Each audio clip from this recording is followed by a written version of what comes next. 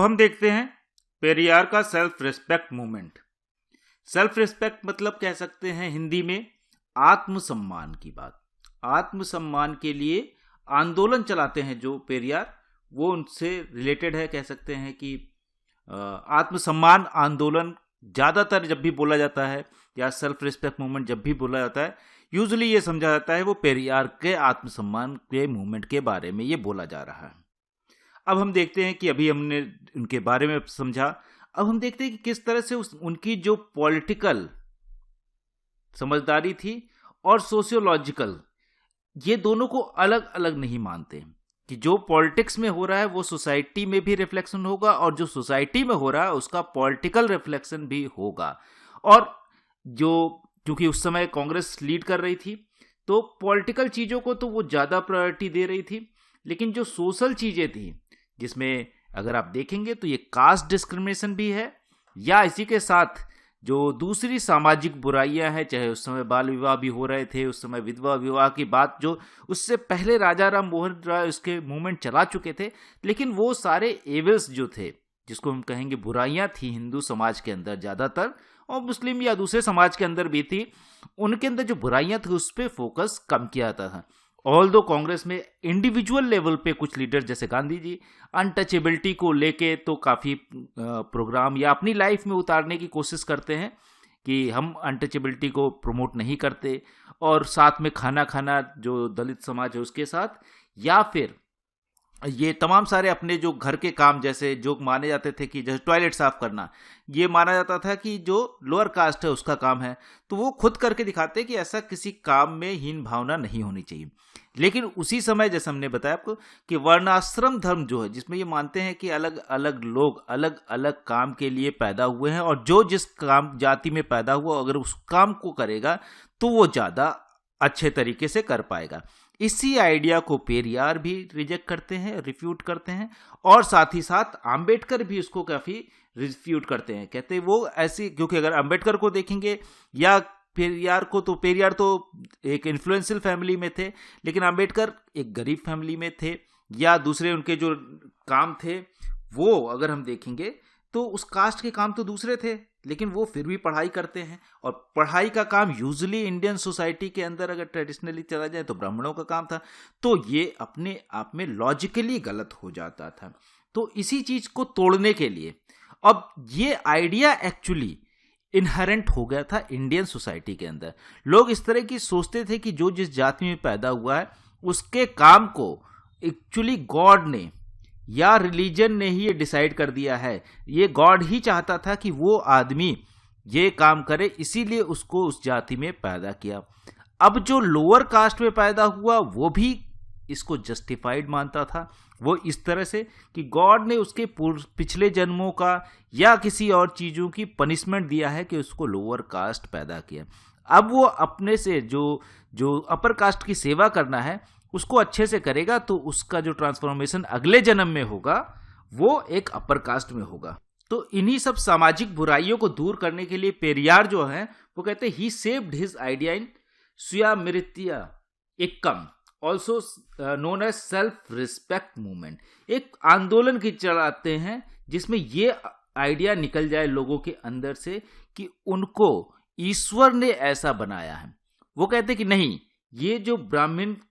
का जो आइडिया है या ब्राह्मणवाद का जो आइडिया है उसने ये सिस्टम बनाया है। दुनिया के दूसरे देशों में इस तरह की चीज़ें नहीं, क्योंकि बाहर भी चहल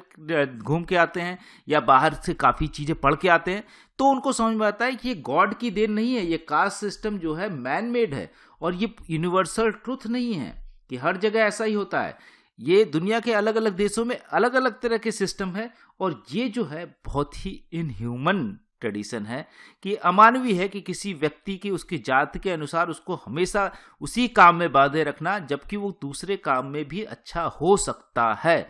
तो ये सारी चीज़ों को अब कहते हैं कि प्रॉब्लम कहाँ पे है, वो हमेशा प्रॉब्लम फाइंड आउट करने की कोशिश करते हैं, हमेशा ये कोशिश करते हैं कि उसका साइंटिफिक एक्सप्लेनेशन हो। जिस चीज़ का साइंटिफिक एक्सप्लेनेशन नहीं होता है उसको वो बहुत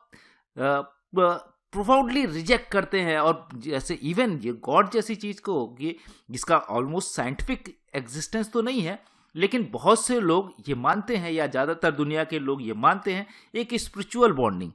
या एक फेथ के रूप में, उसको भी वो रिजेक्ट करते हैं कि ये ऐसा कोई फेथ और ये जो है इसका साइंटिफिक एक्सप्लेनेशन नहीं हो सकता, इसलिए हम इसको नहीं मानते। और इसकी अथॉरिटी को भी चैलेंज करते हैं कि जिसने एक पर्टिकुलर कास्ट को बहुत सालों तक, हजारों सालों तक एक्सप्लॉइट किया और उस कास्ट के जनरेशन बाय जनरेशन लोगों को इनह्यूमन ट्रीटमेंट मिलता रहा, और उस ह्यूमन ट्रीटमेंट को वो एक्सेप्ट भी इसलिए करते रहे क्योंकि it is created by God itself. ये बताया गया। बोले कि अब इससे दूर होना है, पहले अपने अंदर कॉन्फिडेंस लाना है, जो उस मूवमेंट के लोग थे। और एक्चुअली जो नॉन ब्राह्मण थे, और नॉन ब्राह्मण में वहां पे अगर देखेंगे तो सारे एससी या एसटी या ओबीसी इस तरह के जो लोग थे, वो सारे लोगों को यूनाइट करने की कोशिश करते हैं। वो the movement was dedicated to non Brahmin, जैसे हमने बताया, give them a sense of pride based on their Dravidian past. अब लोगों को यूनाइट करने के लिए कोई एक जरूरत थी, उसमें उनको लगता है कि हमारा जो द्रविडियन आइडेंटिटी है, क्योंकि वहाँ माना यह जाता था कि जो साउथ इंडिया के लोग हैं वो भारत के मूल निवासी कह सकते हैं, जिसको हम कहते हैं एबोरिजिनल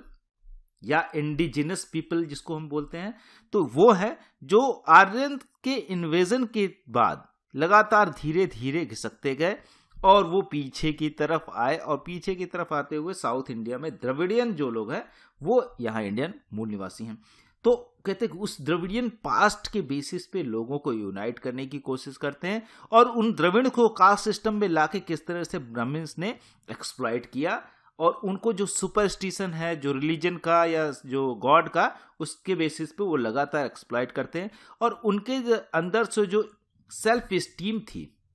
कि अपने प्रति जो प्राउड होता है, जो अपने प्रति कॉन्फिडेंस होता है, वो खत्म कर दिया। अब उनको भी ये लगने लगा कि Brahmins are superior than us, और हम नेक्स्ट जन्म में कुछ अच्छा काम करेंगे तो हम वहां पे पहुंच पाएंगे। The movement denies the superiority of Brahmins. इस मूवमेंट का बेसिक यही आइडिया ही था कि सुपीरियरिटी ऑफ ब्राह्मण्स को खत्म कर दिया जाए। किस तरह से कि जो ब्राह्मण्स का, हमने जैसे आपको बताया कि पॉलिटिक्स से लेके इकोनॉमी या जो सिविल सर्विसेज थी, हर एक जगह पे जो इंटेलेक्चुअल आइडिया थे या दूसरे जो कल्चरल एक्सपेक्ट थे सोसाइटी के उस समय, उन सभी पे ज़्यादातर साउथ इंडिया में ब्राह्मण्स का कब्जा था। तो उस ब्राह्मण्स की सुपरिटी को कहते हैं कि हर जगह से ख़त्म करना पड़ेगा, तभी ये कॉन्फिडेंस आ पाएगा जो नॉन ब्राह्मण लोग हैं। सिंस ब्राह्मण was leader of social and religious life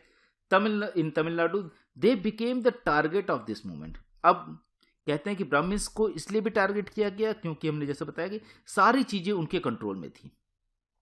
अगर चाहे वो रिलीजियस चीज़ हो, सारे टेम्पल्स, आज भी ज़्यादातर टेम्पल्स अगर हम देखें तो ब्राह्मण्स के कंट्रोल में ही हैं। और आज के मूवमेंट को भी अगर देखें, जैसे अभी सबरीमाला में जो मूवमेंट चल रहा है उसको अगर हम देखें तो वहाँ भी एक तरह का सेल्फ रिस्पेक्ट मूवमेंट ही चल रहा है, जो वुमेन के द्वारा लीड किया था कि women are not inferior than man, ये कह सकते हैं। या हम कभी भी जो प्योरिटी इम्प्योरिटी का कॉन्सेप्ट है, women are not impure any time, means किसी भी जो बायोलॉजिकल प्रोसेस है उसमें बचपन से लेके बूढ़े होने तक किसी भी समय वो इम्प्योर नहीं होते, वो अलग अलग बायोलॉजिकल प्रोसेस। इसी तरह से वो भी सिखाना सेल्फ रिस्पेक्ट मूवमेंट उस समय ये जो था कि जो नॉन ब्राह्मण्स है वो भी इम्प्योर नहीं है, जो ब्राह्मण्स हैं वो प्योर है और नॉन ब्राह्मण्स इम्प्योर हैं। इवन जो दलित से उनको तो आसपास मंदिरों के आसपास के सड़क तक नहीं जाने दिया जाता था, उससे ये काफ़ी नाराज होते हैं। इसके बाद अगर हम देखें जो मूवमेंट का पहली बैठक क्या होती है, first provincial self respect conference was organised at Chingleput on February 17, 1929। 1929 जो टाइम है, इस समय तक कांग्रेस काफ़ी मजबूत हो गई है, स्ट्रांग हो चुकी है, और जो मूवमेंट्स है अब ब्रिटिशर्स के अगेंस्ट में काफ़ी प्रमुखता से बोल भी रही है, और साथ ही साथ जो इनको सपोर्ट है वो भी सपोर्ट बेस भी बढ़ गया है, मासेस का सपोर्ट मिलना भी शुरू हो गया है। इससे पहले यूजली क्लासेस का सपोर्ट था, बड़े बड़े अमीर लोग हुआ करते थे, वो ज़्यादातर कांग्रेस में हुआ करते थे। गांधी जी के आने के बाद धीरे धीरे उन्होंने मासेस को भी जोड़ा इस मूवमेंट में। अब कॉन्फ्रेंस ने किया क्या, कॉन्फ्रेंस में चीज़ें